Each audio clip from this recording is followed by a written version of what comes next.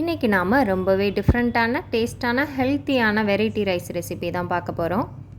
Hi friends, welcome to 90s Jana channel. என்னோடய சேனலை first time பார்க்குறவங்க சப்ஸ்கிரைப் பண்ணிவிட்டு பக்கத்தில் இருக்கிற பெல் பட்டன் அழுத்திக்கோங்க. நம்ம இன்றைக்கி இயற்கையான கலர் யூஸ் பண்ணி ஒரு சூப்பரான வெரைட்டி ரைஸ் செய்ய போகிறோம். அதுக்கு நான் இப்போது இந்த சங்குப்பூ தேவையான அளவு பறிச்சுக்கிறேன். இந்த சங்குப்பூ எப்போதும் இளமையாக இருக்கிறதுக்கும், ஞாபக சக்தி நல்லா இருக்கிறதுக்கும், மனசோர்வு நீங்கி எப்போதும் புத்துணர்ச்சியாக இருக்கிறதுக்கும் இது ரொம்பவே ஹெல்ப் பண்ணுது. இப்போ நம்ம பறிச்சிட்டு வந்த சங்குப்பூ இருக்கட்டும், நாம் அரிசி ஊற வச்சுக்கலாம். அதுக்கு 1 கப் அளவு பாஸ்மதி அரிசி எடுத்திருக்கேன். இது நாம் நார்மலாக சாதம் வைக்கிற அரிசியில் கூட செய்யலாம், ஆனால் தண்ணி அதுக்கேற்ற மாதிரி கொஞ்சம் அதிகமாக ஊற்றிக்கணும்.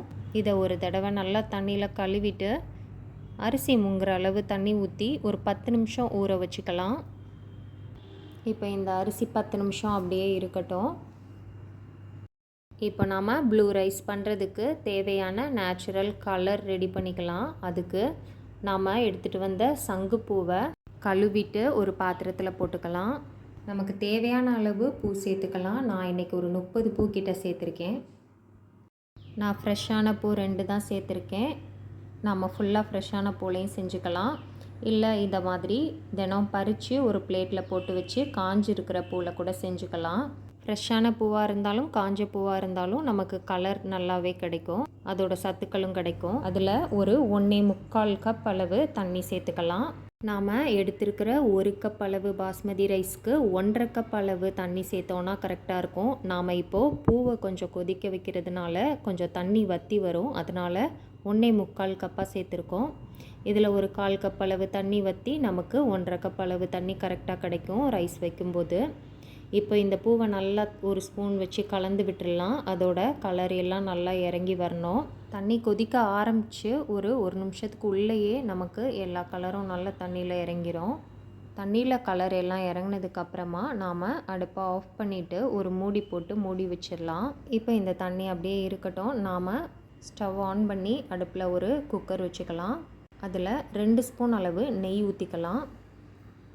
நெய் சூடானதும் ஒரு நட்சத்திர சோம்பு சேர்த்துக்கலாம், ஒரு பிரியாணி இலை சேர்த்துக்கலாம், 2 ஏலக்காய் சேர்த்துக்கலாம், ஒரு துண்டு பட்டை, 2 கிராம்பு சேர்த்துக்கலாம், 1.5 ஸ்பூன் அளவு சீரகம் சேர்த்துக்கலாம்.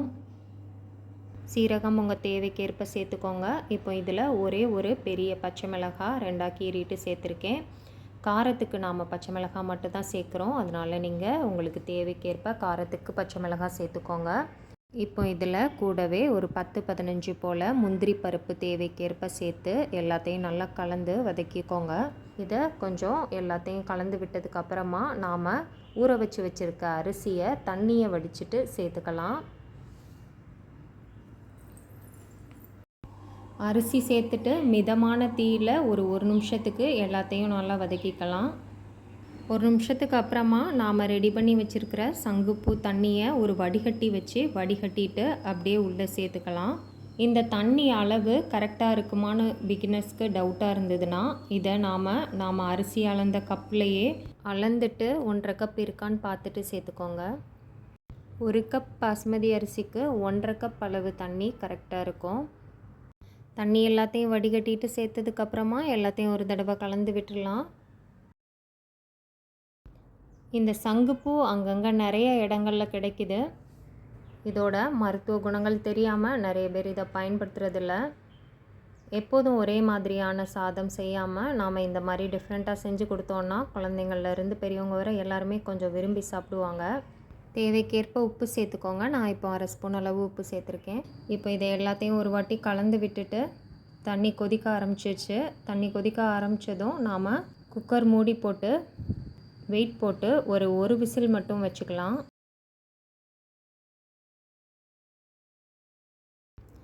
ஒரு விசிலுக்கு அப்புறம் கொஞ்சம் நேரம் கழித்து ஓப்பன் பண்ணோன்னா பாருங்கள், நமக்கு நல்ல உதிரியான டிஃப்ரெண்ட்டான ஹெல்த்தியான ப்ளூ ஜீரா ரைஸ் ரெடி ஆயிடுச்சு. கொஞ்சமாக இதில் கொத்தமல்லி இலைகள் கட் பண்ணிவிட்டு சேர்த்துக்கலாம். இந்த ரைஸ்க்கு தொட்டுக்க பன்னீர் மஷ்ரூம் மாதிரி நம்ம ஏதாவது கிரேவி செஞ்சுக்கலாம். நான் இன்றைக்கி ஒயிட் சால்னா வச்சுருக்கேன். கூடவே வாழைத்தண்டு பச்சடி வச்சுருக்கேன்.